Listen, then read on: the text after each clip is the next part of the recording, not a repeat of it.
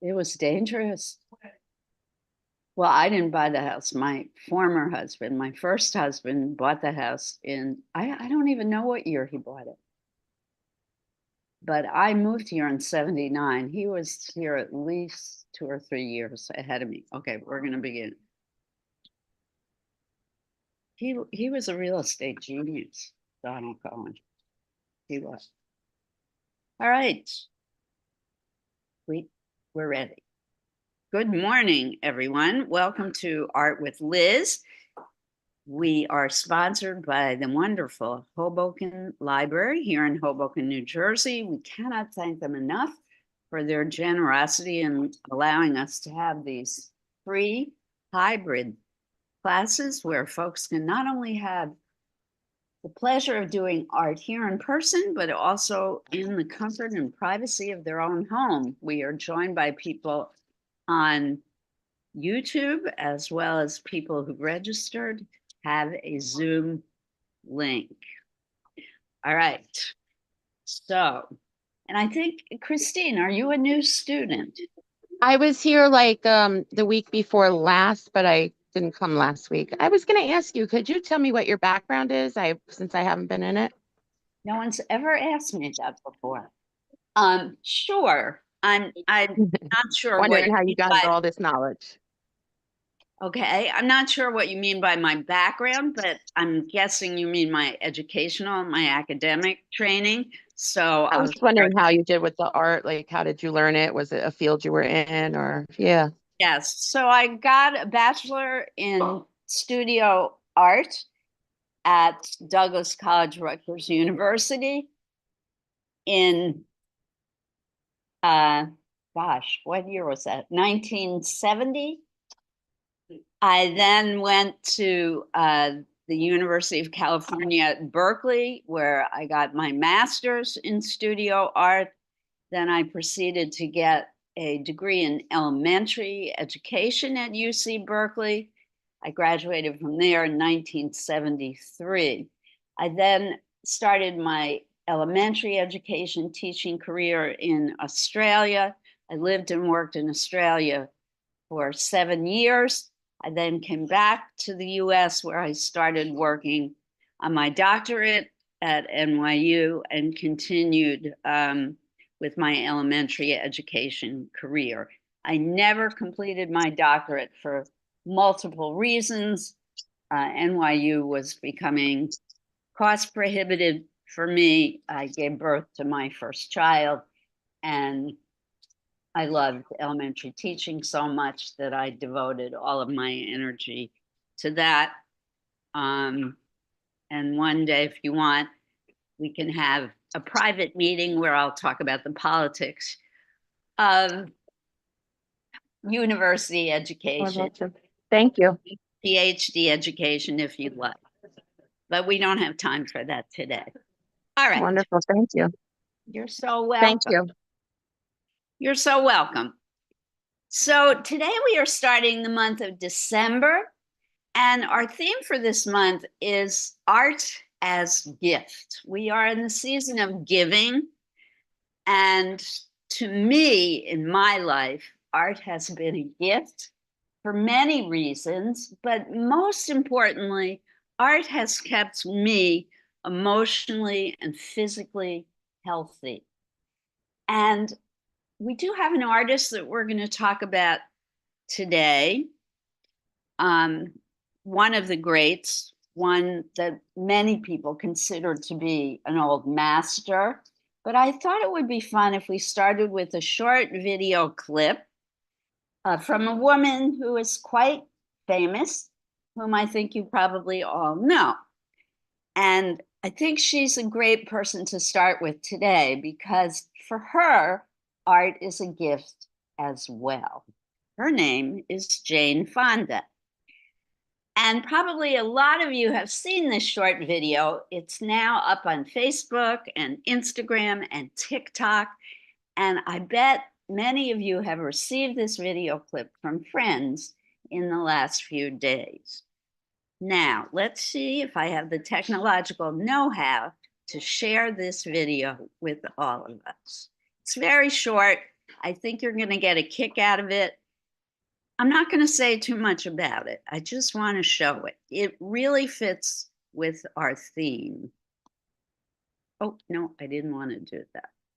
In fact, I had this open because of this. So Laura, I should hit play, right? And then do share, or should I do share first? Do the share first.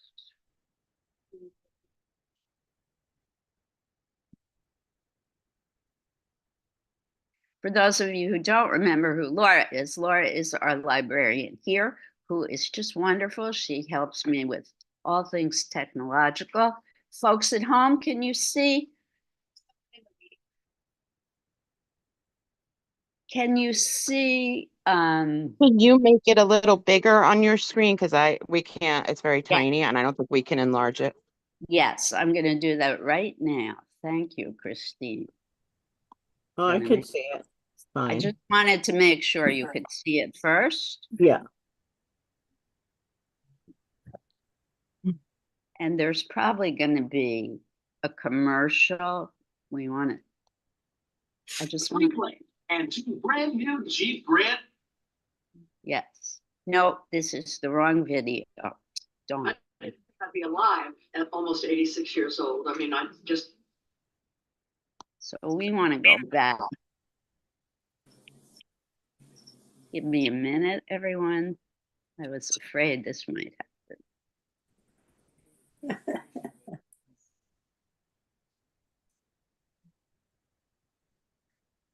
No, that just went back to this one. All right, hold on, everyone. I'm gonna stop the share and go back to YouTube. Okay, bear with me. This is gonna happen. You're gonna love this. It's gonna be worth the wait. And those of you who've seen it already, you can do a testimonial for me. Oh, is this the one where she says art classes? Yes. Oh, it's fabulous. Oh, okay, good. Okay, Laura, I may need your help.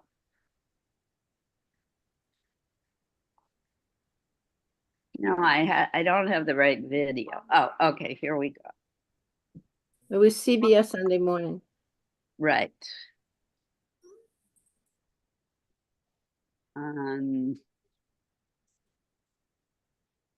If we do this, here it is. Okay. This is the popsicle. It's a new take on the dog toy. Ah, And lets wait. owners do amazing Stop. things, like pre-freeze treat. Yes.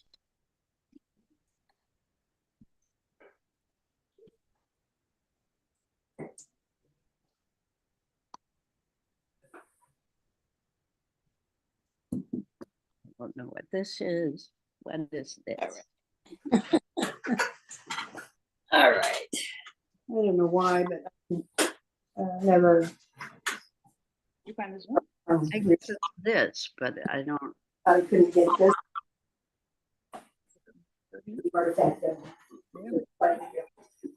Oh, yeah, share the screen.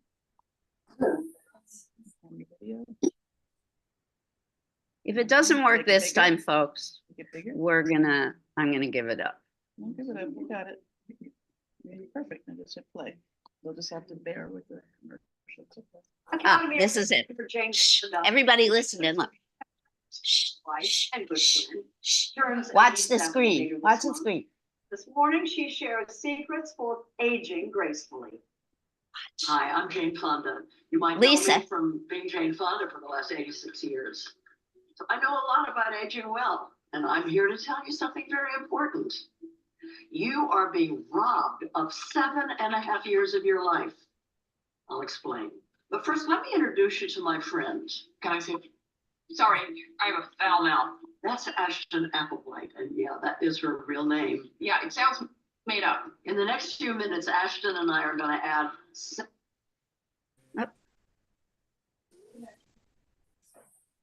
7.5 years to your life. That's a lot of time. People with more positive age beliefs lived an average of 7.5 years longer than people who equated aging with disease and decline. In other words, one way to live longer is just to have a good attitude. But society is doing literally everything it can to make sure we don't have a good attitude. From the beauty industry Simply ageless. to what we see every day in the news. Questions are being raised now. How old is too old to remain in office? Lots of people assume we'll end up in the nursing homes, when in fact, less than 3% of us do. Of course, that doesn't stop us from talking about our senior moments. Oh, senior moment. Young people forget things too all the time. When I lost the car keys in high school, I didn't call it a junior moment. We are so brainwashed to equate old age with disease and decline and badness. All that stuff will lead you to believe that getting older is terrible. That's not just a little insulting, it's wrong. Come on, show me the science, Ashton. People are happiest at the beginnings and the ends of their lives. It's called the U-curve of happiness, and it's been borne out by dozens of studies around the world. No wonder it looks like a smiley face. So what do we need to make that happiness curve rise? Do we need perfect health? Nope, Money? nope. Microdosing? I cannot answer that with a straight face. I give up. It's having a solid community, the most important component of a good old age. I know what you're about to say. How do I build community if I don't already have one? There's a million ways to do it, but I'm going to talk about one that you can start right away from almost anywhere. Wait, What? Hey, take it from me. It is true. Could you go back? Art classes are a great way to build community. we know that being in community is good for us. We know that having purpose is good for us, but the health benefits of being in art class in specific, it turns out, are fascinating. The National Endowment for the Arts study found art classes for older adults increased mental engagement, increased physical activity. They found new or stronger relationships. They visit the doctor less often. They are less likely to fall. All this art behind me was made by older people in art classes. And I define art broadly: Singing, theater, dance, flower arranging. graffiti. Maybe I'd take a DJ class. Wow, I can feel the 7.5 years coming back. We should reframe having a senior moment. A woman named Barbara Hillary was the first Black woman to reach the North Pole, and she was 75 years old. Senior moment. So much of your life gets better as you age. We get less stressed, we become kinder to ourselves and braver, we're less judgmental, and best of all, we stop caring so much about what other people think of us, which, believe me, saves a lot of time. Aging is the one universal human experience. It is a process of growth and self-knowledge that is a joy. Who knows what my next 7.5 years will bring? I'm ready for my senior moment. All right, I hope you liked it. Loved it. All right, so art is a gift, emotionally and physically, for all of us. We all age. It is part of. Abou-Garbier is a co-founder No, of the Chilean organization. All right, hold on. Tonight, she's sharing her brief but spectacular take on empowering people to live Oh, their best lives. please. We used to stopped think of life this. in a li- We stopped you people. How do I make it permanently stop? Exit.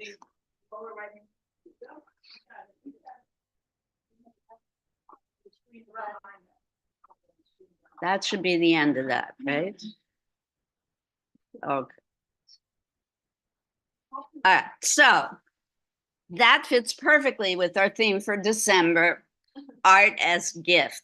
And before we talk about our artists, which I promise we're going to do right now, two books that I want to mention. First of all, and I've talked about them before, but these I'm bringing up again because they might go on your Christmas list. This goes with the video that I just shared with you. It's called Your Brain on Art, How the Arts Transform Us. It is filled with scientific data on how the arts work for us physiologically, how they affect our cognitive and emotional and physical well-being. And this is true of people of all ages. So if you are young and feeling depressed, this is a great book for you. If you are aging, which we all are, and feeling depressed, this is a great book for you. Or if you're suffering from some kind of cognitive impairment, this is a great book for you. Or if you're just interested in the arts and how they affect you psychologically and physically, this is a terrific book. And the other book, which I've talked about repeatedly, Drawing on the Right Side of the Brain. And I may refer to it in class today, so I wanted to mention it yet again. This book is filled with a lot of scientific information about how the brain works, the visual cortex of the brain. Knowing about it will help you to learn how to draw realistically. So it's a terrific book to use throughout my lessons, particularly for this month, because we will be doing quite a bit of drawing. Not every class, but, or maybe, I can't remember. I have to read this book more to remember. All right. On to any questions before we move on to our artists for today. Good. So finally, our artist for today is, as I mentioned earlier, one of the great, or some people consider him to be one of the great masters. His name is Caravaggio. He was an Italian painter. He was also one of the great naughty boys of the art world. He was really bad. He grew up in a period of time where street fighting was acceptable practice, and he bought into that lifestyle big time. He was always in trouble, getting into fights. He even murdered someone. He was threatened with jail time. Many people rescued him from going to jail, including the Pope at one point, absolved him of guilt. He got away with murder, literally, and mainly because he was such a genius artist that he was looked upon with great favor during his day. So he was born September 29th, 1571 in Milan, in the Duchy of Milan. He didn't live long, probably because of his crazy lifestyle. He died in 1610, only at the age of 38. He had a very long name, Michelangelo Merisi da Caravaggio. He was born in Caravaggio, so he adopted Caravaggio as his professional name because it was easier to remember and say. He was active in Rome for most of his life, and during the final 4 years of his life, he moved between Naples, Malta, and Sicily until his death. His paintings have been called by art critics as, or characterized by art critics as, combining realistic observations of the human state, both physical and emotional, with the dramatic use of lighting, which really influenced the Baroque artists, whom we've talked about a lot, particularly last month. He had very dramatic lighting in his work. So now I'm going to share with you a slideshow of his work so that you can see the dramatic lighting. And I'm going to go through it quickly since, unfortunately, we had those tech problems. But wasn't it worth it? Didn't you love Jane Fonda? She's Yes, she- find that video afterwards. Can I what? Can we access that video? Yes, it's on YouTube. Okay, If you Google Jane Fonda and just say age and aging, okay, you'll find it immediately. It's CBS Good Morning. okay. I want to share it with Dina. Yes, it's one of their fun ones. All right, folks at home, you can see the slideshow, correct? If you could, somebody give me a thumbs up. Thank you, Robin. So here we go. So my title is not really correct. He was not a Baroque painter. He was born near the end, or he became famous near the end of the Renaissance, at the beginning of the Baroque period. He was someone who influenced the Baroque artists. Oh, Reventika, where are we going to put you? So we can drag another chair over. Oh, okay, good. Oh, right next to Shirley, your usual seat. Okay, good. We were going to focus in this slideshow on his still lifes. He was most famous for religious paintings that he did. I think I might have one or two in the slideshow. His religious paintings were incredibly violent and bloody, perhaps because of his particular lifestyle. Like, remember I said he was a terribly naughty boy and he engaged in a lot of street fighting. And at one point when he was accused of murder and they said he was going to be sentenced to death by hanging, he did a lot of paintings about biblical stories where people got their heads chopped off. And they were self-portraits of him getting his head cut off. So I want to spare you from looking at those paintings, but they're quite extraordinary. He was an amazingly skilled artist, but he was different for his time, and I'm going to talk about that now. What made Caravaggio so different, and different from what I've taught you as well, different from every traditional canon of art school from then till today, he didn't draw. He did not draw on the canvas or the wall if he was doing a fresco. He painted directly first. He was so skilled that he just worked in paint first. And he was apparently very quick. He would do the sketch in oils or whatever and tempera first, and then keep putting layers of paint. He was confident. He was apparently not very nice to be around either because he was arrogant and full of himself. But he had this extraordinary skill for painting.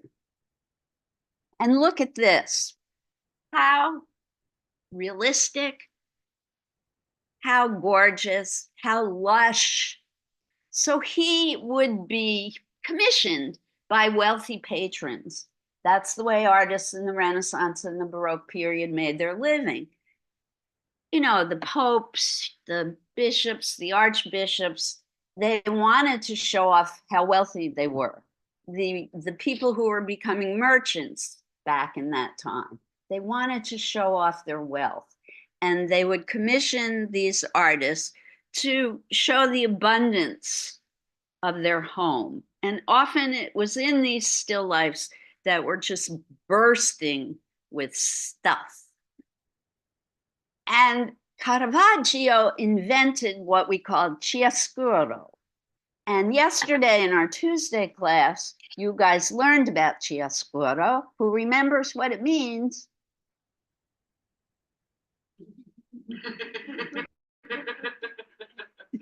I wasn't there. I know. Come on, kids. All right. Chiaroscuro is an Italian word that means the drama of light. So Caravaggio was I don't know if he was the inventor, but he was the one who brought to the forefront the use of dramatic lighting in his compositions. And you can really see it in this painting. Notice the way he uses light. The use of the very dark background and the incredibly highlighted foreground images. The fruit in the front are dramatically lit. So Chiaroscuro is using drama in the lighting and the dark shadows to emphasize that bright light. Okay, so he developed a considerable name for himself as an artist and as a violent, touchy, and provocative man. He killed this guy, Ranuccio Tomassoni, in a brawl, which led to a death sentence for murder and forced him to flee from Rome to Naples. And he established himself there as one of the most prominent Italian painters of his generation. He traveled to Malta and on to Sicily in 1607 and pursued a papal pardon for his sentence, and so on and so forth. Look at the way he uses light in the glass of wine, the reflection of the window in the glass. This is the kind of virtuosic skill that made a name for Caravaggio. What is not to like about this painting? You have to admire the man for his skill.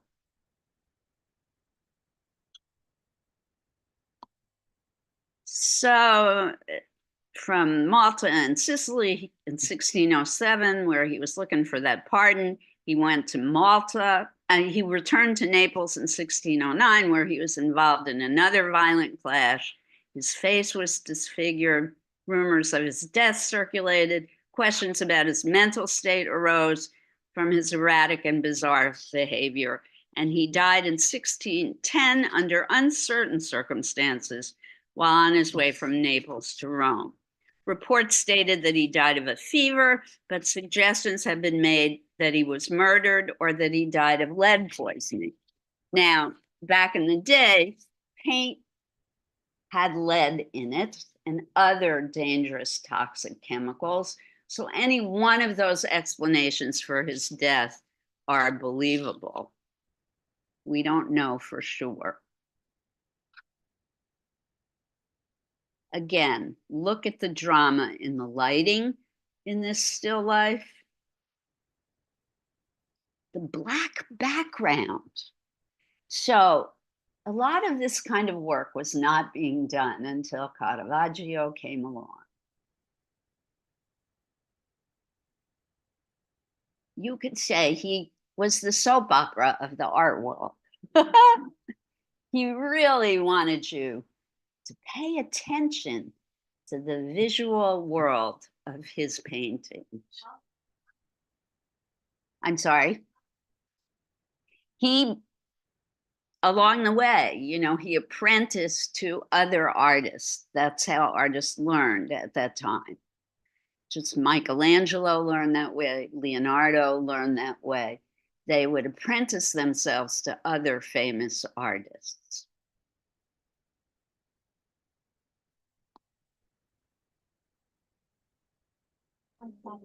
Liz, who were his contemporaries, like any other famous artists? Yeah, people like Michelangelo. So he was really at the heart and the end of the Renaissance.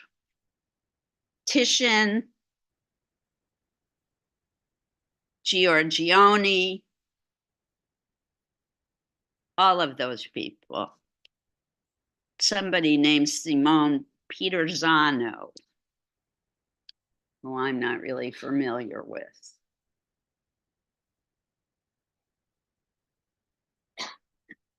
Some of the imagery, you can see the grotesquerie too. And this to me is a little over the top. And when you look, I see some of you are looking at his work on your smartphones. When you look at the horrific religious images that he did, they're very horrific in their realism. I don't remember, Daniel, if I put any in this slideshow, but you can look them up in your search engine. Why did you want to show it? They're disturbing. I don't, there's enough going on that I didn't think we needed to see them today. Today, our focus is on still life today. That's what I wanted to do with us today. Yes, I wanted peace and harmony in our class today. Oh, this one, it looks lovely on my laptop, but it's very digitized on the screen, unfortunately. But the attention to detail, it's quite amazing. He loved to show off. This was part of his personality. The more stuff he could fit into his painting, the more overflowing. And his patrons loved this. However, they did not like the violence. Daniel, listen to this. His patrons, the ones who paid him, didn't always like the blood and gore. And frequently he was asked to take the paintings back and change them and fix them, which of course did not make him happy, but he did it. Not always, but sometimes he would do it. I mean, when you got to be paid, you have to do what. No, he didn't. No, he didn't have to. If he wanted to eat, he would have to do it. And if he wanted to maintain his reputation at that time, he had to do that. No, he didn't. He could starve, that was his choice. He could find another meeting. He could find another meeting. If he wanted to survive, the competition, let's put it this way, Daniel, competition at that time was so steep, and he wanted to maintain his reputation and survive. He didn't always give in to the patron, but sometimes he did. And I should mention, he did grow up poor. Both his parents died quite young. So childhood was a struggle for him. His mother raised 5 children and then died young herself. So he knew from starvation, and he did not want to have to deal with it as an adult.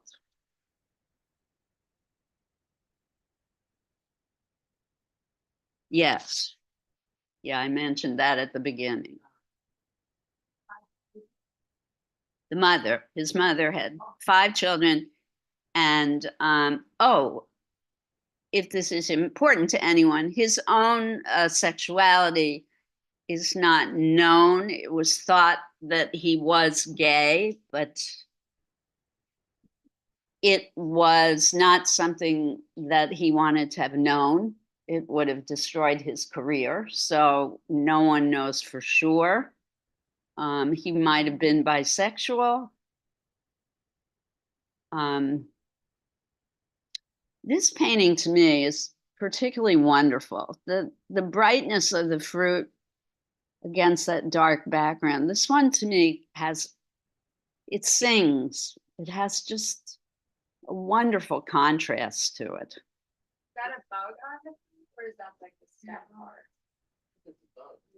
I think it's some kind of dead leaf or wheat or something. You're talking about this, Lindsay, this? No. Oh, this is an insect. Yeah.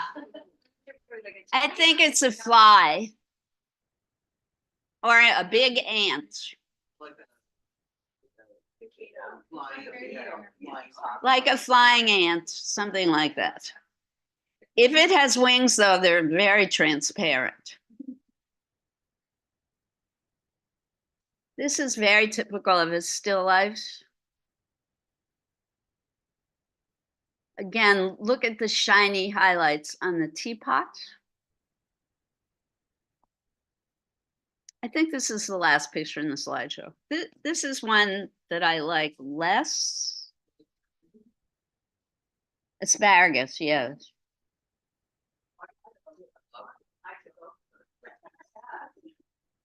This one to me feels a little stylized and forced. It doesn't have the lushness, the opulence of the others. So I feel it's less in the style of Caravaggio. Maybe this is one he was forced to go back and fix, but there's no violence, so I don't know why they would do that. I don't know.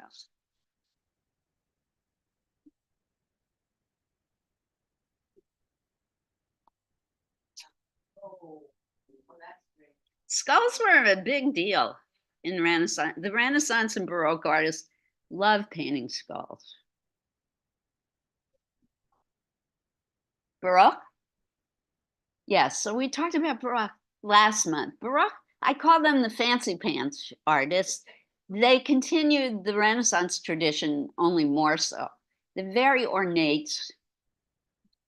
So it really went from the 1700s into the 1800s. A lot of patterning in their work, a lot of details.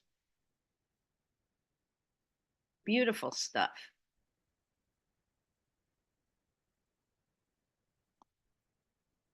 Oh, okay. So Daniel, I think I might have a few of those pictures you want to see. So I wanted to show you some of his portraiture so you could see he also as a figurative artist. And remember, he didn't draw first. This was done directly with paint on canvas. Was it from his memory or? No, he worked from models. Great question. He did work from live models. So in that respect, he was part of the tradition of the Renaissance artists and later the Baroque artists, always from models. Now, these are women, but you know, women were not allowed to model. So they guess they had to use some imagination, modifying how the men looked. And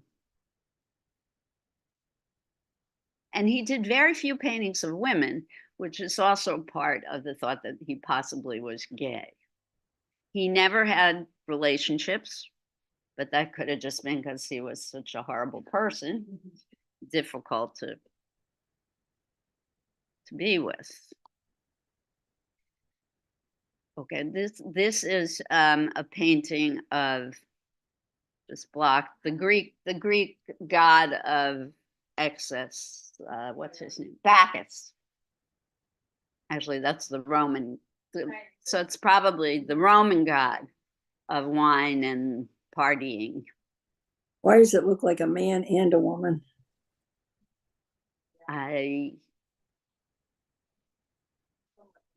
Well, I think he's red because he's been drinking. He's flushed. I think it's just a very pretty man, beautifully faced man. He's got incredible muscles.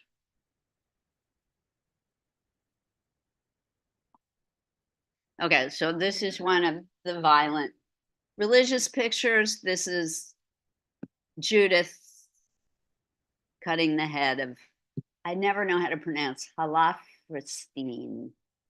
Holofernes. It's a story in the Bible.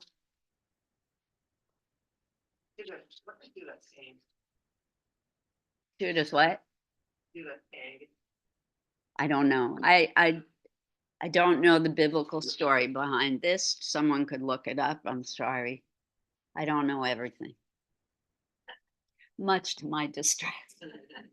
But I don't know everything.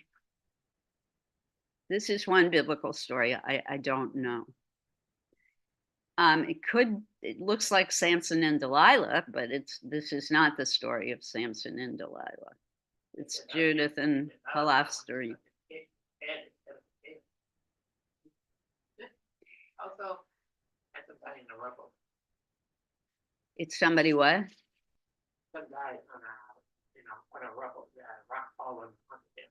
Oh, he didn't have his head cut off? Forgive me, I got that wrong. Thank you for the correction. All right, so any thoughts on Caravaggio before we move on to what we're doing today? Oh, and we did good. We are within our time frame. Good. So today, our project is still life. And I have brought in objects from home for you to look at and draw.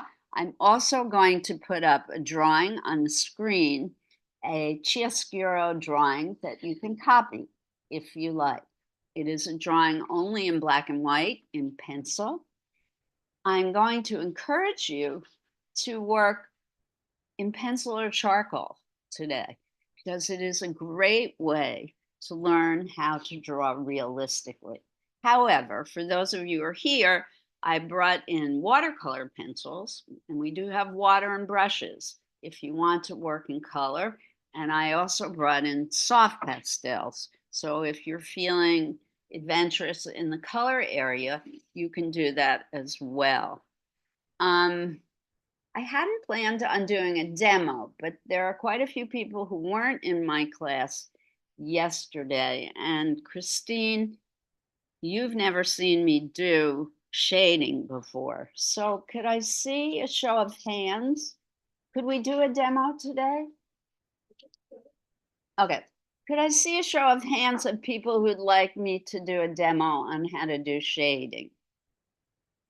Okay, so before I put a picture on the screen of a chiaroscuro drawing, I'm going to do a quick demonstration on ways to do shading to help people understand how to draw a three-dimensional object on a flat two-dimensional surface. It's a wonderful skill to have.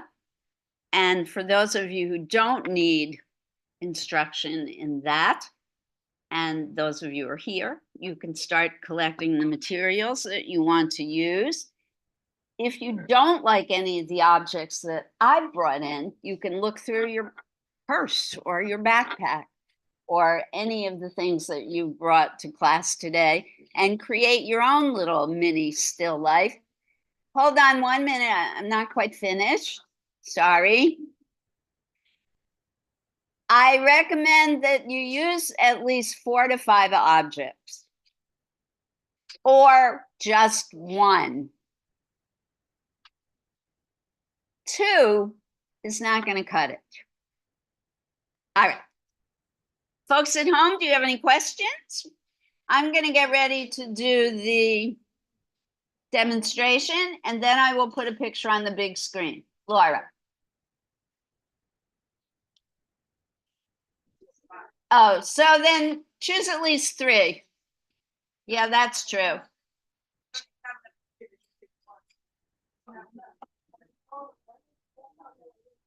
Well, take whatever you can, figure it out. Maybe you can combine what I brought with something you have in your purse or your backpack. Including these books, you can use books, your cell phone as a kind of a pedestal. I hadn't thought of that. Somebody has a banana, you could earn $6.2 million for that. Oh, you brought it.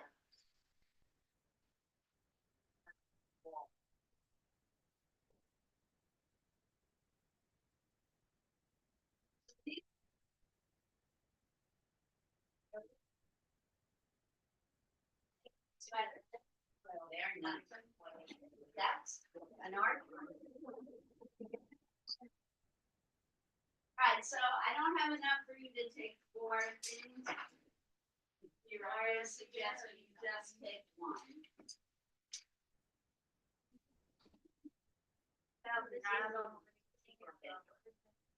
It's slick. It's not so great to use.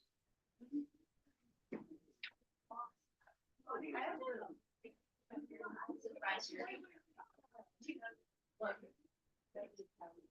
This was 2020 now, so it's so great.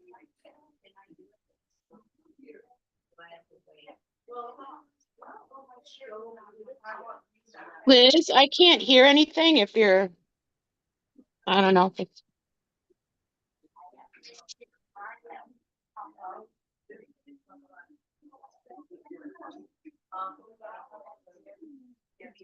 And I.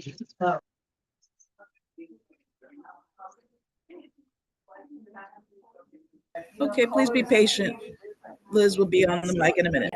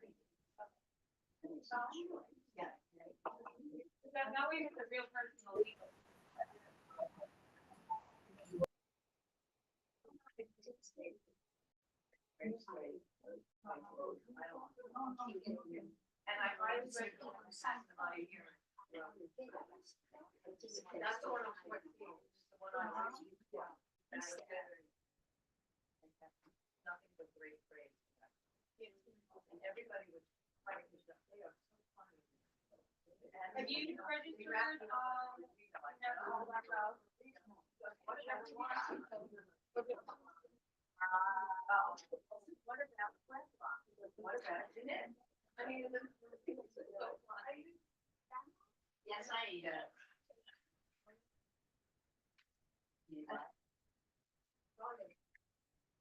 Oh, you want to follow me? Yeah, we're setting up for it now. Oh, you want to borrow? Yeah.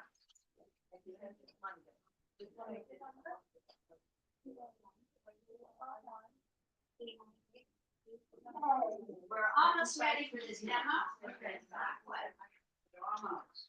People at home that can't hear you. I don't think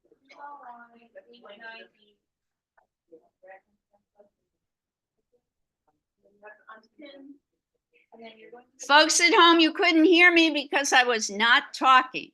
I was getting materials for the demonstration. LOL. So now I am just about ready.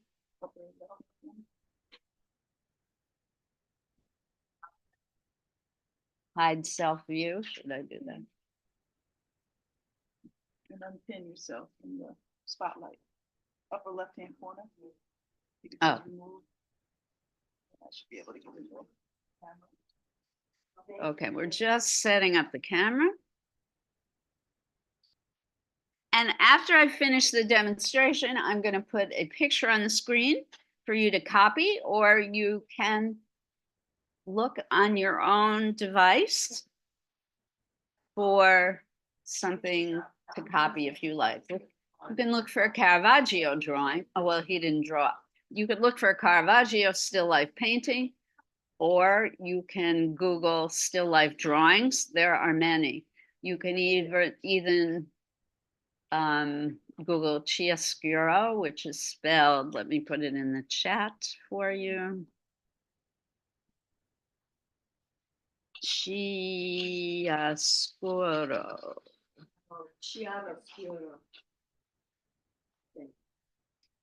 Yes.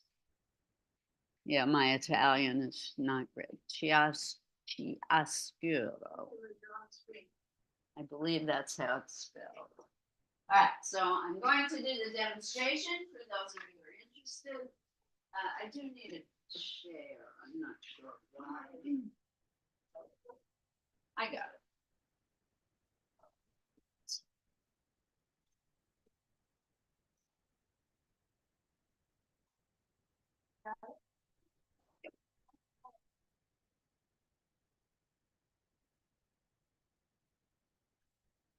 So those of you who are here can come stand by the camera, or you can watch on the big screen. Those of you at home, you should be able to see. Okay. So you can do shading with all different kinds of media. I don't have a graphite pencil with me today.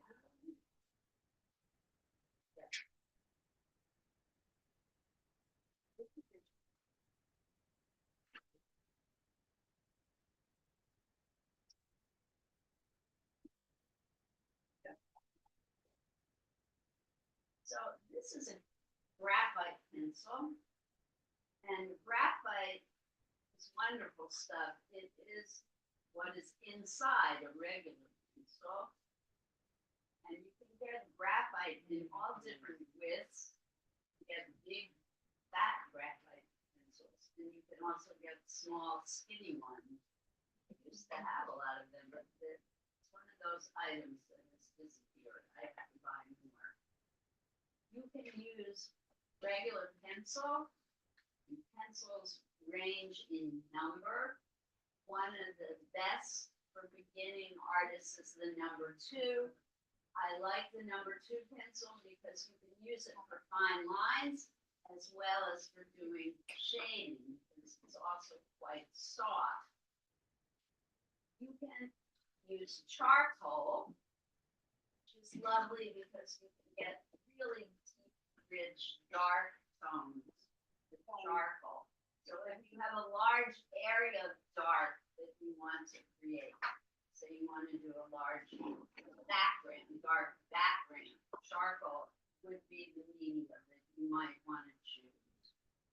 You can even do shading with marker or pen. It's a very different technique that I'm going to demonstrate. Another tool that you might want to invest in is something called the stump or stumping. And all this is a tightly rolled paper, and it's a spreading device to help you blend with your shadows as you work. And I'm going to show you how it works.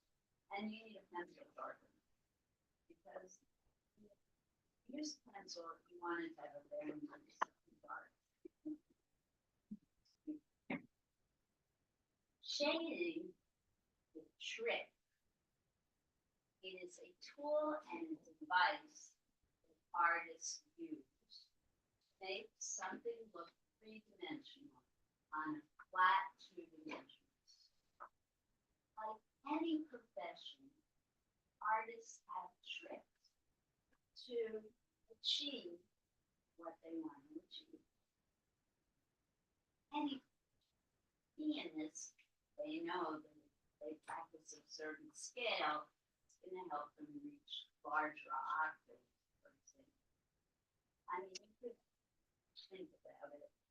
I don't want to spend time talking about the tricks of other professions. Let's talk about the tricks of shading in visual arts. Let's say we're thinking about an apple, and you want to draw an apple to make it look real on the first thing you want to notice is where the light is coming from. How is the light hitting the apple? Coming mainly from the left, right, from above, and below. One of the problems we have in this room is that the light is artificial and it's all coming from above, right? So there really is not much shadow at all.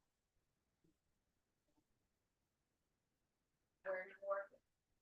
For example, this piece of graphite sitting here on the table has a very dark shadow underneath. And there are some light, shiny highlights on the top. So I know that there is light coming on the top.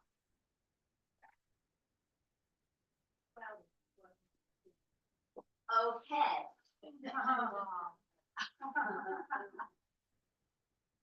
So I'm saying that when you're trying to make something look 3D on a flat 2-dimensional surface, the first thing you have to do is look for your light source. And once you have that, you can begin. I'm thinking about an apple because it's beautiful and round, and I'm doing it from my imagination because I don't have an apple in front of me, and I'm pretending my light source is coming from the left, top left of the apple. So that would mean my shadow is on the right. Now, for this drawing, I want to use the side of my pencil. For me, that is the easiest way to create shadow. if you are a beginning artist, I think this is the funnest, most satisfying way to do shading. With just a number 2 pencil. So I'm not using the point or the tip of my pencil. Thank you. Someone is getting me another pencil because my tip broke. Thank you. Raventika just got me. Well, this is another good one. Thank you. You're not using the point or the tip. Even though that makes it dark, I think it's much better to use the side of the pencil. And why? Because we want to build the shadow up gradually. We're not going to start very dark first. Trying to start light and build up the shadow as we go. The other thing to think about is apples are curved. So the shadow, the shading must follow the curved shape of the side of the apple. The apple's not straight up and down, right? So in order to make it look rounded, the shadow must be rounded itself.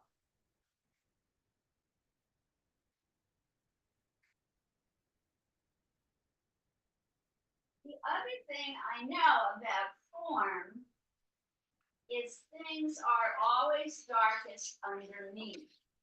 When anything is sitting on a surface, it's going to always cast a shadow underneath. So I know under the apple, it's going to be dark.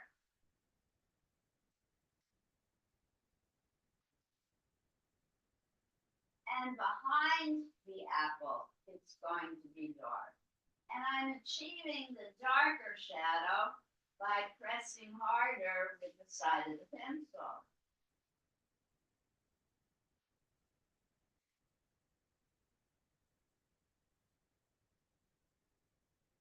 And you can start to see the curve of the form emerge.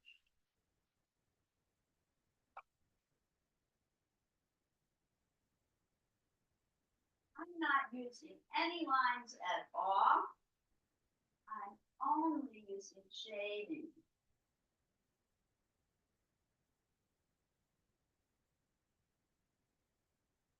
And you can see that the basic form of an apple is emerging.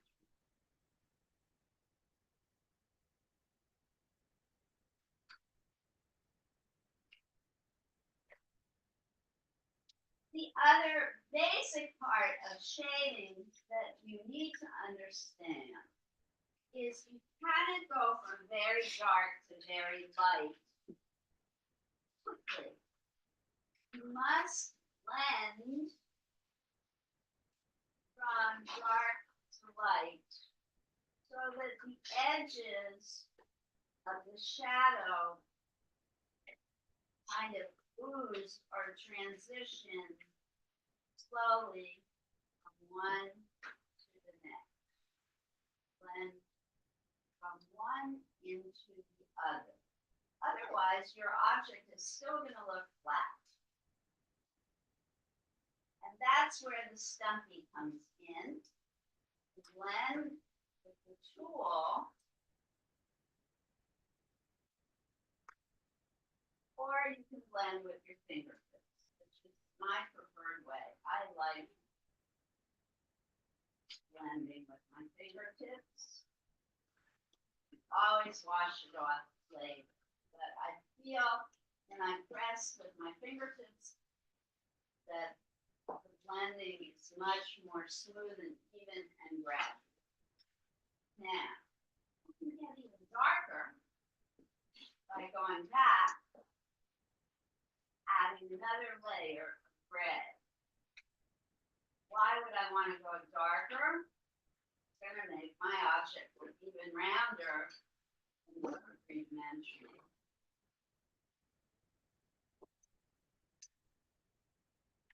Don't be afraid to get darker. But as you get darker, don't forget to keep blending, particularly at the edges between dark and light.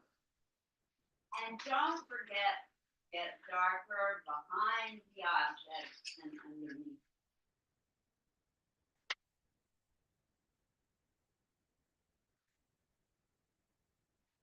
And if you're lucky enough to have graphite today, look how gorgeously dark and rich graphite is. And charcoal, also very dark. Thing with charcoal, you must remember though. But the same rules apply with charcoal. You must blend at the edges, otherwise your picture will look flat again. Blend, blend, blend. Keep remembering to blend.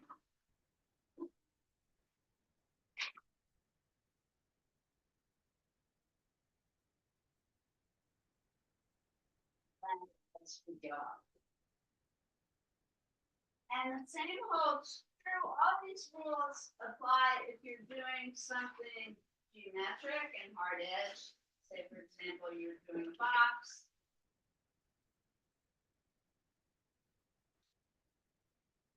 You want it to look 3D.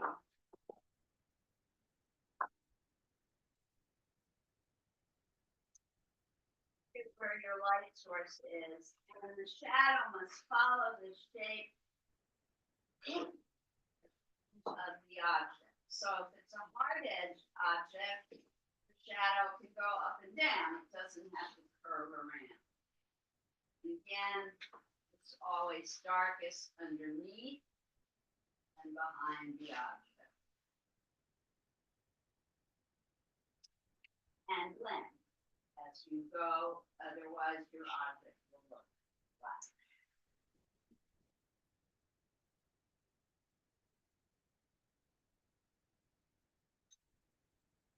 Box is darker inside than outside, but it depends on where your light source is.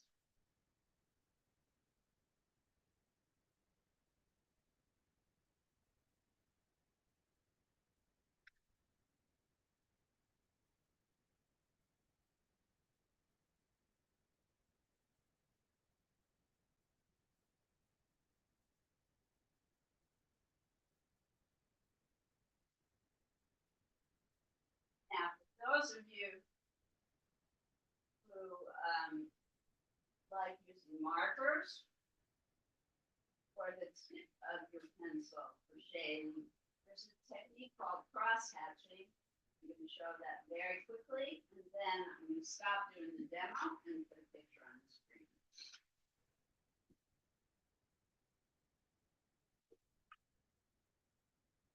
So you have the same rules apply for geometric form as they would for round. You want it to be 3D, always remember underneath and behind the object, it's darker.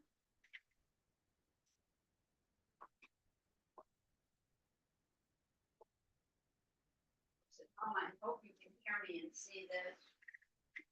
Always remember, if you can't, you can all out.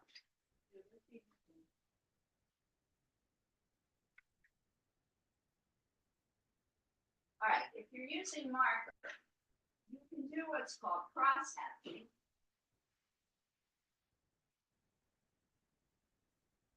Say you're doing a curve form.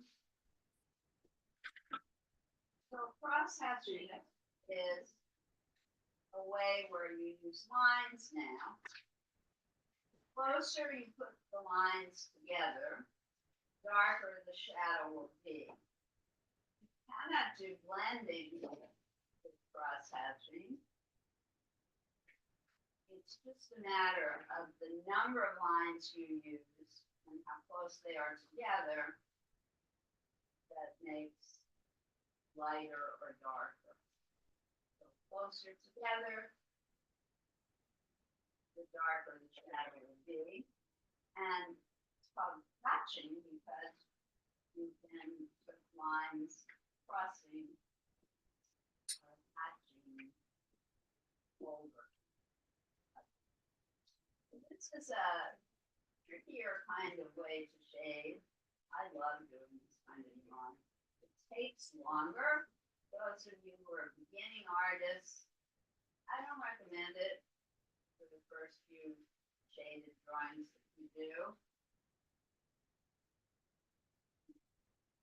Because it's so time consuming. If you are that kind of person, though, methodical and deliberative, it can be very meditative and relaxing. But the same rules apply. If you want it to look three-dimensional and not flat, you must think about the edges of what you're working on. And remember to keep each area of shadow as close in value as the one you just finished. So this is quite dark because of the number of lines I used. So this section of shadow also has to be relatively dark. So I'm keeping the lines close together still. And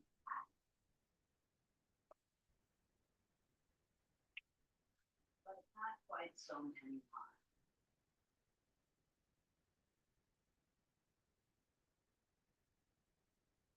So it's a trickier process. It takes practice. It is worth the effort. But if you're a beginning artist, I don't know. You may want to do it.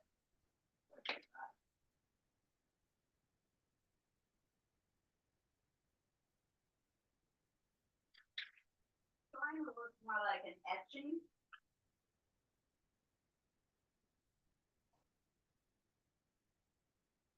Do it on a hard edge object as well. It might be easier if you do the cross hatching. It might be easier to do it in hard.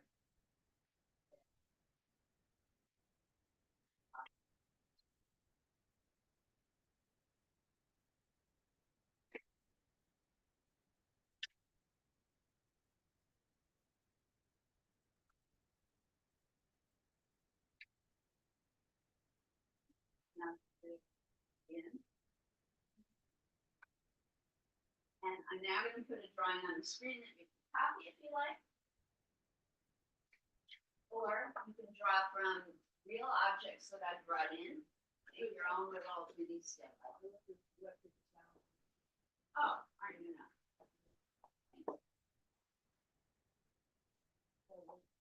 So just a quick review. Pencil, I think, is best. Number 2 is really good. The pencils go all the way up to, I don't even know, 20. Graphite, if you have it, it's just the internal media pencils, and charcoal, which also comes in different widths and sizes, and then Stumpy, which also comes in different sizes. You can get big fat Stumpies, little skinny Stumpies, the tiny detail shading, and you can use marker. Oh, one thing I forgot. So sorry. Highlights. I know how Caravaggio had the white highlights. The best way to do highlights is to create a dark area and then erase. So we do what's called lifting out from the dark areas with an eraser. See the drama of that? Oh, don't touch the camera. It'll knock it over. And break. So we don't want to do that. You can try it with the stump, but it's harder to achieve.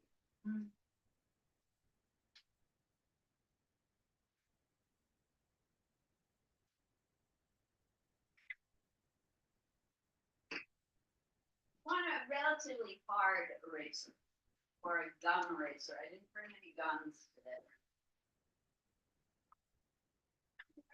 I hope that was helpful to everyone. If you have any questions. Sorry, then. Here's another one. Oh, you want the charcoal too? No, you don't.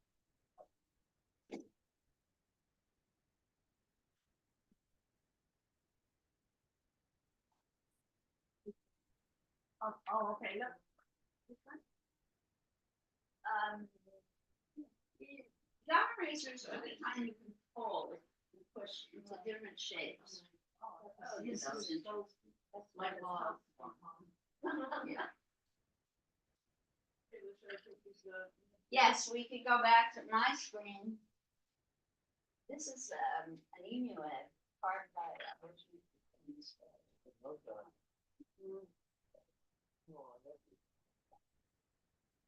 yeah, what the surface on.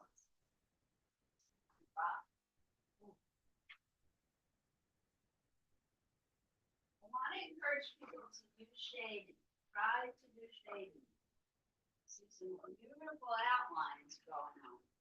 Try and use shading techniques as well. Push yourself a little bit. Try something new.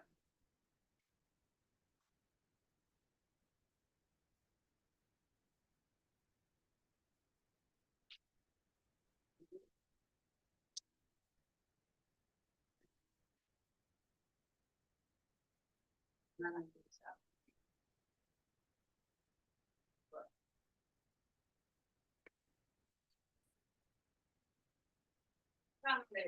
I do have one here. Yeah, they're on. Come on. These are out. Gamma rays are the highlight. Just you think you get a new one? Okay, well, then how do you use it? This is like an eraser. So you go to get all it in. If you want to make a tiny highlight, erase. Your email and your phone.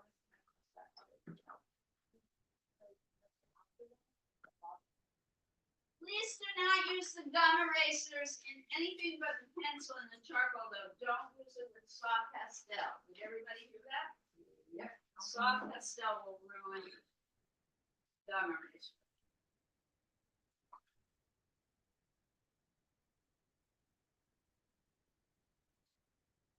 All right, I'm gonna put a picture up. The demo took a long time, though, so I hope my more veteran students went ahead and got started.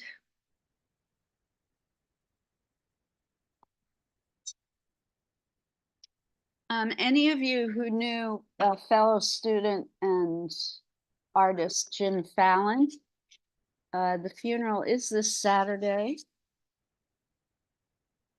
I guess I maybe could put information in the chat box. It's up on Facebook. His widow put information up on Facebook. God bless her. He would not have had the wherewithal to do that. Wasn't it? He was a Vietnam War vet. Unfortunately, his illness was a result of Agent Orange exposure. But he went back to Vietnam several times to work with the village. He helped them build a school. He was that kind of guy. And he came to these classes for years. Remember? Do you remember him? And he showed in our shows. Yeah. He showed in our last show, I think. I met him at the Brennan. He was in the senior show, the Hudson County, and one year he won and went all the way to Trenton.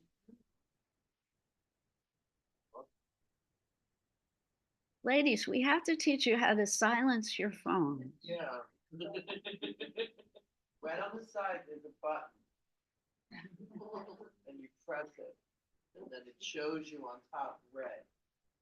So you know it's silent. right there. I've gotten about 10 calls.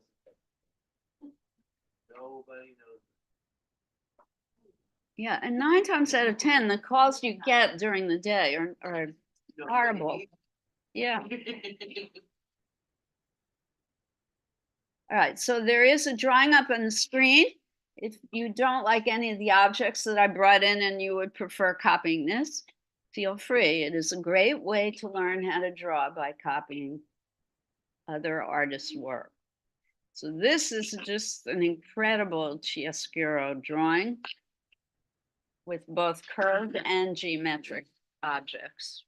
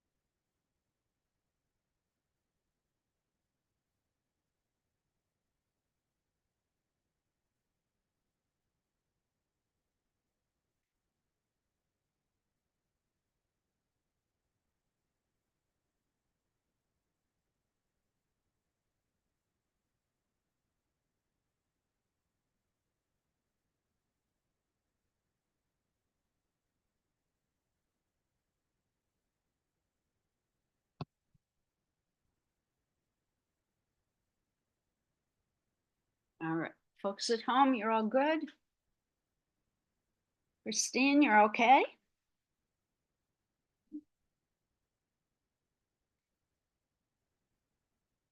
I'm guessing so. Courtney, good.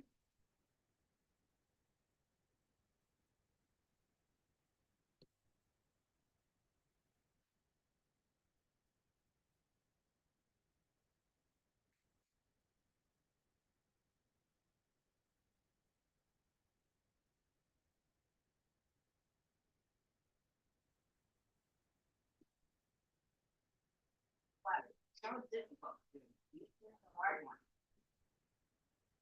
You picked a hard one. Very good. Something you might want to think about is.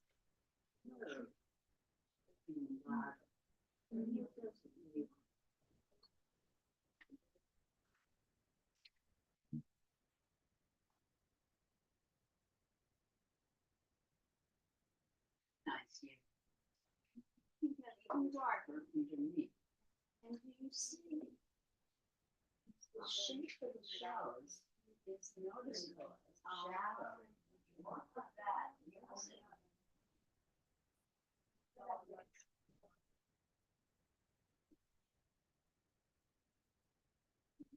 Dark inside of that. I will. I have a.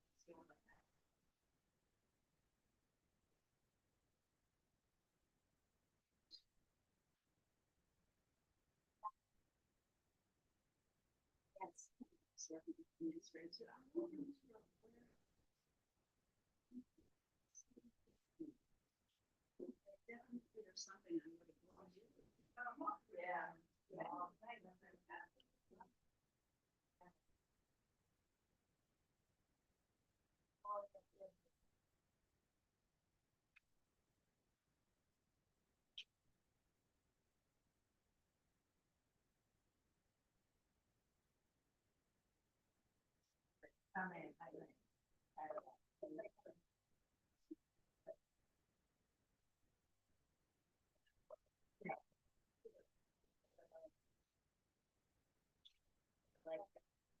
Oh, yeah.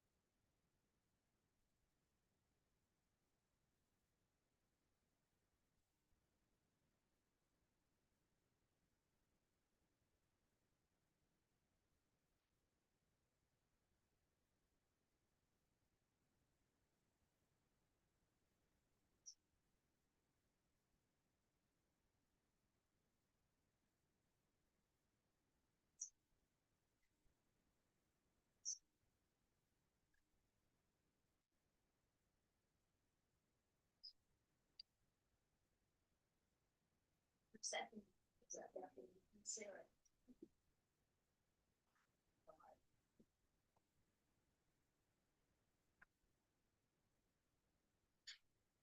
Unfortunately, the benefit of the heart of it, it's for mother. No, no, no. Start with the. No, no. Oh, yeah, you're right. Demeter. Denise. Demeter. Who told Persephone not to eat the pomegranate? Her mother? Yeah. Her mother loved Demeter. Of course, you know, as soon as somebody tells you don't do it, No, you gotta do wait, it. you know, someone else, one who was dead. That's a bad, she is. And I'm looking at we're 6 months every year. That's why we have a lot of concept in spring. Very much used in Jewish, I'm not sure why. Well, because students are based on the harvest, the whole calendar is based on harvest. Yeah, Rosh Hashanah food. And I have been, yes, ocean. Judaism is based on calendars. Yeah, you have pomegranate. Oh, but I see a pomegranate. No. No more. Yeah. I can smell. Yeah. I don't know. No, because it's nothing to do with. No, I mean, I rushed out of, you know, five or something. Five? You're going to stop at five. We broke up. The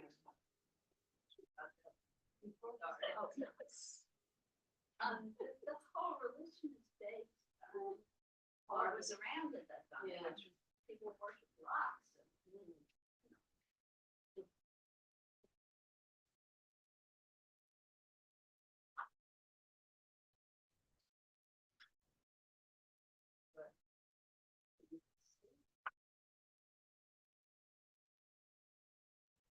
Yeah, okay, good.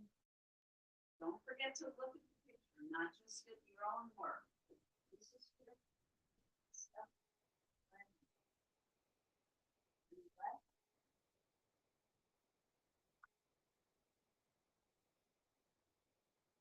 I have one here, I borrowed it, but I hadn't been on. Oh, yeah. Vegan? No, not vegan.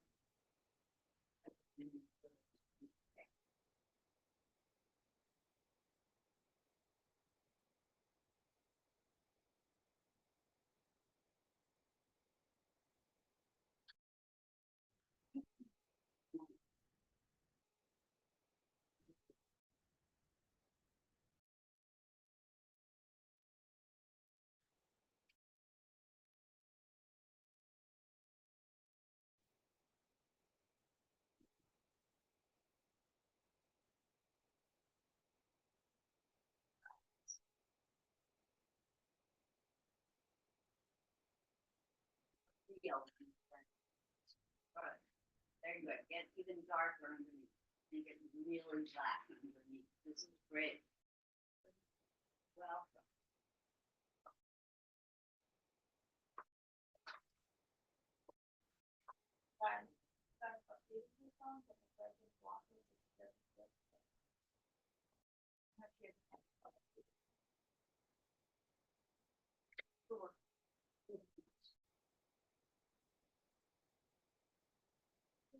Very nice.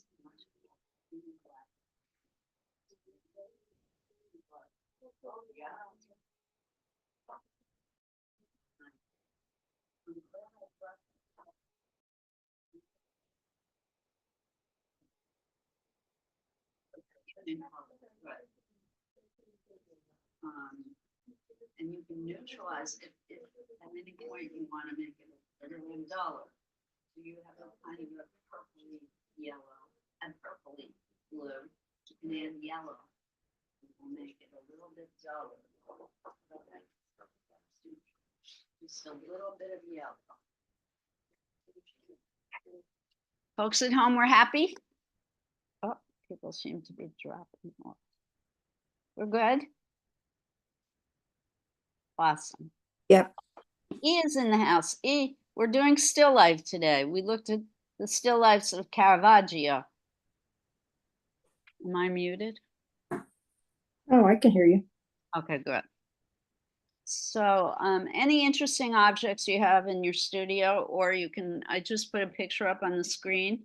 You could copy that. Or you could copy one of Caravaggio's pieces. Our theme for December is art as gift, or the gift of art. I guess it depends on how poetic you're feeling. And you missed in the beginning, E, we showed a lovely video of Jane Fonda talking about the science behind art and how good it is for us as we mature. So you can go to YouTube and Google Jane Fonda CBS Morning Show or Jane Fonda Art and Aging, and you'll find it right away. Yes. And activists. Yes, particularly environmental activists. She's my hero. You should watch her in most weird erotic movies. Yeah, do that yellow. You heard about Barbarella?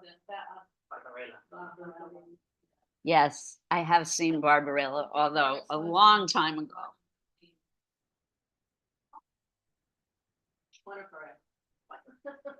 Madame, Roger Madame. That record. Yeah. Well, it's very 70s. Sure.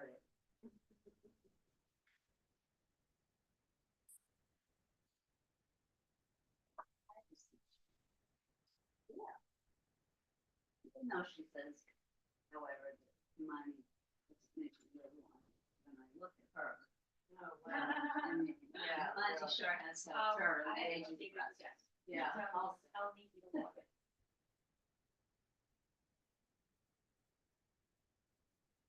She outlived all her husband. Who worked? Maybe not. No, they're all alive. They're all alive. What about the, Aiden is dead.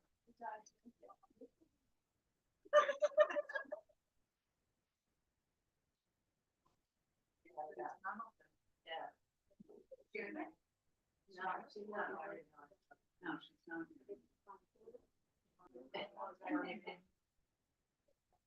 She almost went to jail. She was, they just arrested her like 2 years ago. Well, she was arrested twice. Yeah. And then she was about to be arrested the third time. Did not, because she was about to start filming the final season of the Will and Tom and Terry. I love that show. And they talked her out of it. They put them in the show. Yeah. And so now I know she still does commercials. The Friday, what does she call it? Fire Fridays. Fire Drill Fridays. She still does a lot of activism for Greenpeace in the Fire Drill Fridays and for Greta Thunberg. She's always marking stuff for the environment. But in a while. She's 87. She could retire from being arrested if she wants.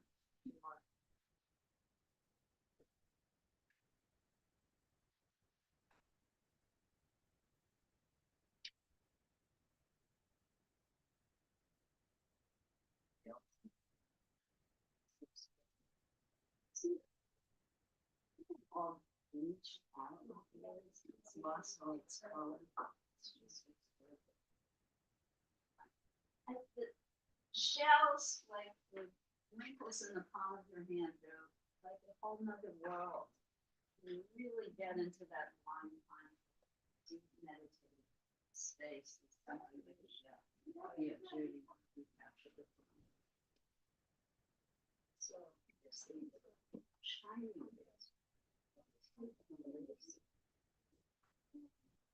Now, but you, a different kind of.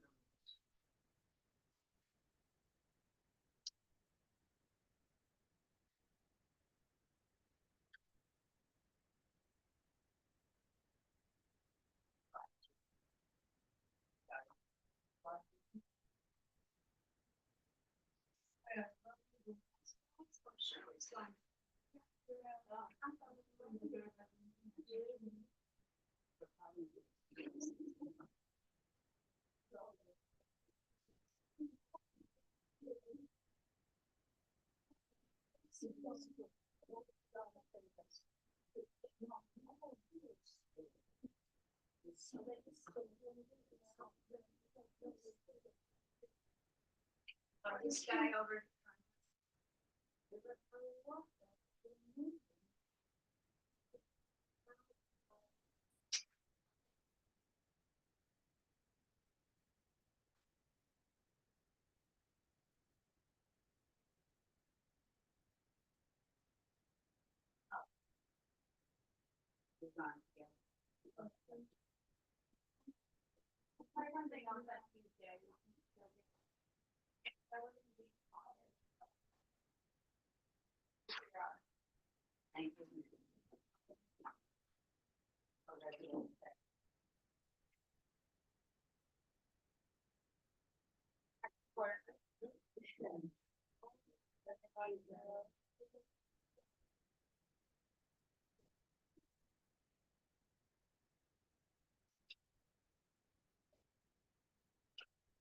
Bye, guys.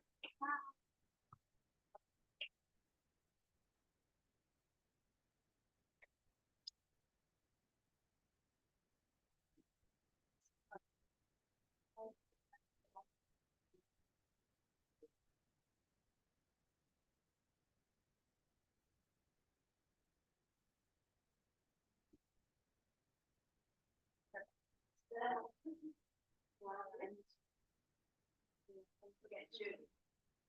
It's kind of the highway. So it's shiny bit. Lisa, you could go into business, Lisa. She made that sweater. Isn't it gorgeous? It's gorgeous. You want to go into business making sweaters. It's just so wow. That's important. Or in my ground. It's always when you can't bend down. Yes. Can't do it anymore. Once you get your cataract back.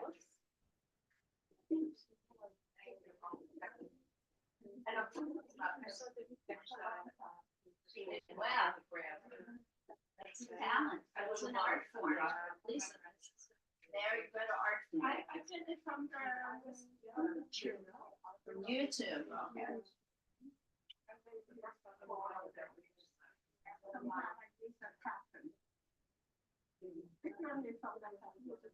Very, very nice. It's an art form.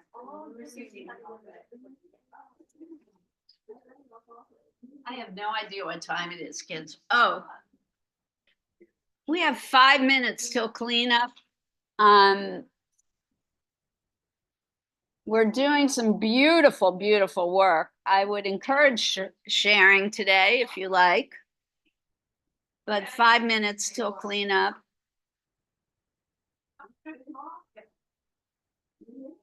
No, I bought it.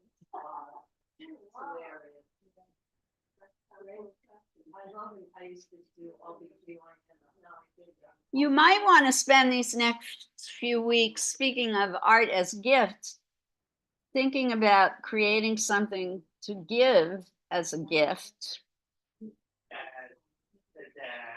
don't feel like you're away from murder. Yes. I mean, that guy's cousin. What was the name again? Caravaggio. Yeah, I don't want you to commit murder in the name of art. Please don't do this. Not a good idea.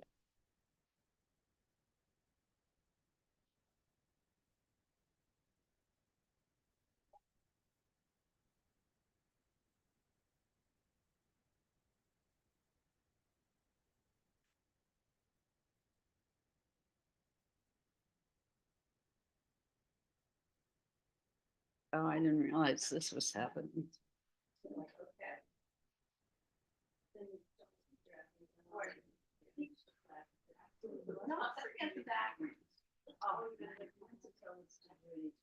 You can just.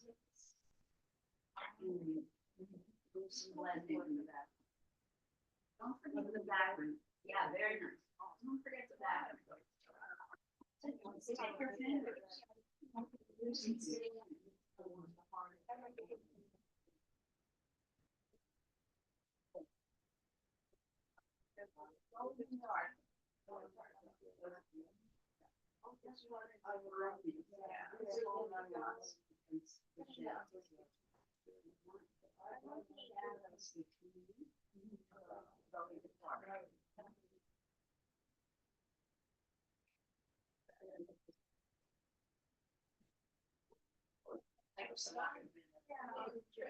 The woman who wrote Drawing on the Right Side of the Brain told me my style is too small.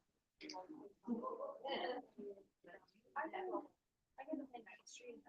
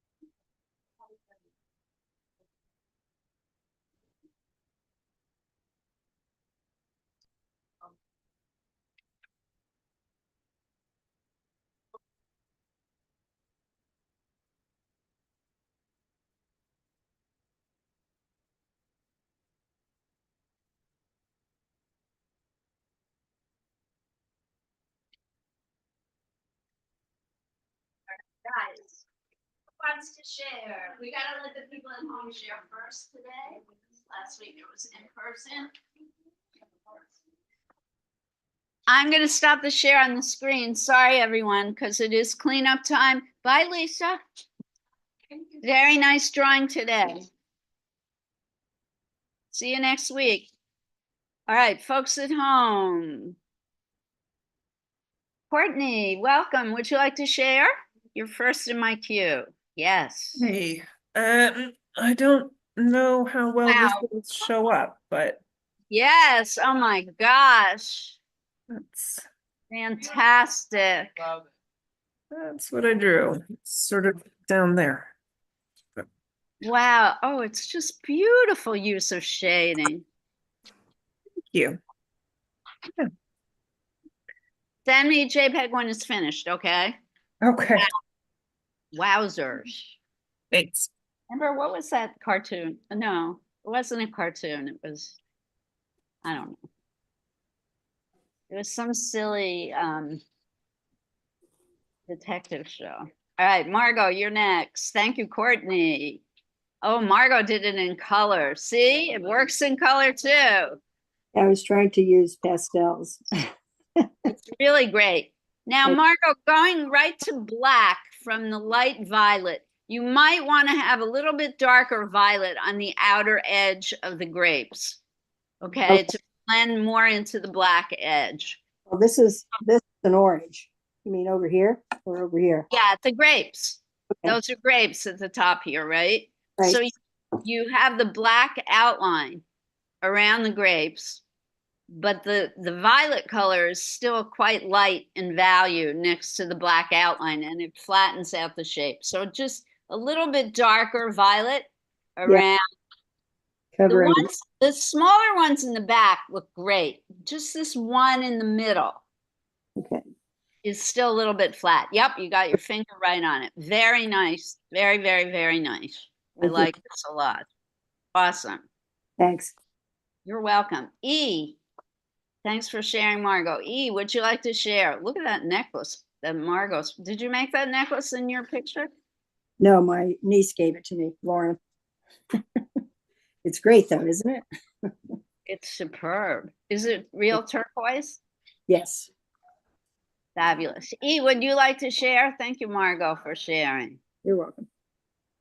E, you gotta get on camera if you want to share. Bye, Esty.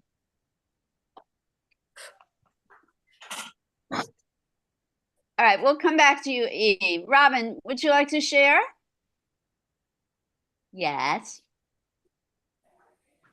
Liz, I didn't do any drawing today. I haven't been doing any art for about 3 weeks, so I went back to working on a collage that I had started just to get Show us. myself my Show feet wet. Well, it's not finished, but it's just the beginning of something. Oh, it's pretty awesome. Yeah. I'm Great color. Hmm? It's beautiful color and texture. Keep going on it. Yeah, I have more to do. That was the collage I started when I was in California. Yes. I So- remember you showed it to us once before, though, I feel like. No? I don't know. I really don't remember. I just wasn't working on anything for a while. So it's so great to be back in class and hear your voice and, see everybody's work. So Thank you. Good to see you. Rob. be back. See you next week. And you look beautiful, Robin. Thank you. Thank you. We've missed you. I miss class very much. I miss doing art very much, but I'm back now. So that's 7.5 more years added to your life just today. damn. All Thanks. right. So Take- come next week if you can. Definitely. Thank All right. you. Thanks for sharing. All right, E, Can you get on camera? Maybe you stepped away. All right. E will come back to you, and Tamara, do you want to share? Let's start on this side first today. Q-tips lift a lot of the color out, which is annoying. Wait, I have to figure out how to get back to me. No, that's not me. Where am I? Speaker, okay. Oh, here. Remove pin. 1 second, Tamara. Remove pin. Remove. What?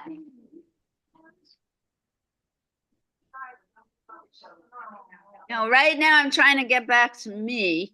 So hold on a minute. I can't find me to spotlight me. Oh, here I am.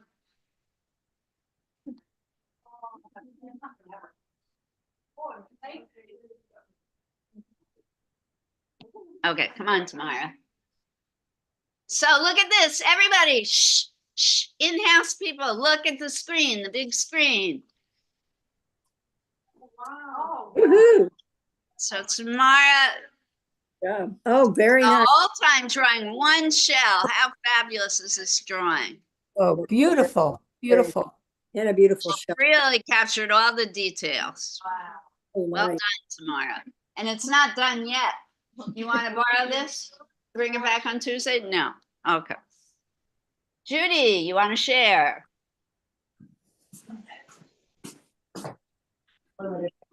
It's not that you were here. Look at the large screen. Oh, cool. Oh. Judy picked the hardest thing in the world to draw. Water and plastic. Lindsay, you know, you did this yesterday. Look how cool this is. Oh, no, that's not true. Well done. Well done. Thank you. Gecko, you want to share? No, you sure? I'm not going to force you. Your drawing is beautiful, though. Susan. No, you don't want it. That one has to be darkness. Oh, I'm sorry. I screwed up. Margot, can you please remember to mute? Thanks, Margot. Still working on it. Susan with the human heart, our medical. How fabulous. I love it. We need some shading in the background. Yes. It's not done yet. So she brought in, she has a cast of a heart here, plastic cast. I love this drawing. It's a vase. Oh, it's a vase of the human heart. You are so cool. You are too cool for school. And guess what? I'm forgetting your name. Joy, right? Joy, you want to share? Please bring your artwork up. Joy is our newest. Yeah. How cool. She was drawing some dolls, an African comb, and the shell. Not finished yet. You need to get into more of the darks, but a beautiful composition. Love it. Love it. Are you going to share? Come. Yes. Mine is a tiny one. Doesn't matter. It matters a lot. Big, small, it's a beautiful drawing. Shh, shh, shh, shh. Thank you for sharing, Joy. Yes. Look fabulous.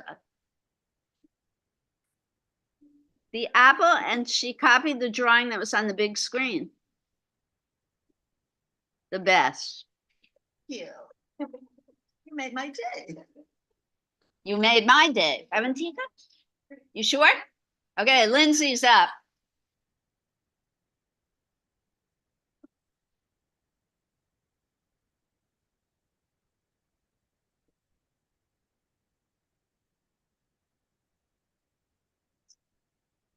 I love it.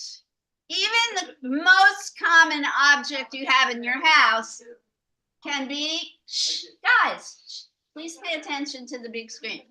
The most common object you have in your home can be something you can learn from. We're gonna hang it on the wall and we're gonna auction it for $6.2 million. Well done. Thought it had to be peeled and stuck to the wall. Ah, I like it better whole. very 3D, doesn't it? Fabulous. Good mark, but I had fun doing it. I will come back.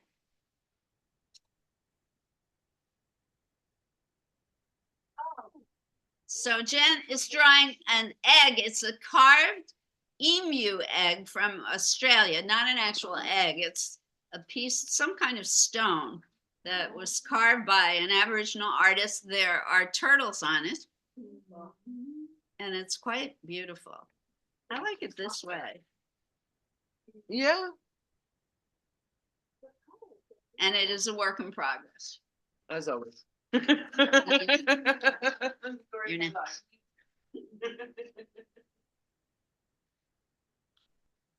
And another beautiful shell drawing. So this is Inspiration. and drawing. Oh. Look at that. Now, one suggestion I do have, do you see where you went from very dark to a lighter shade of gray? Where you have this sharp edge here, I would take the stump and blend that edge away. Make it go from very dark to the next shade of gray more gradually. Blend it together.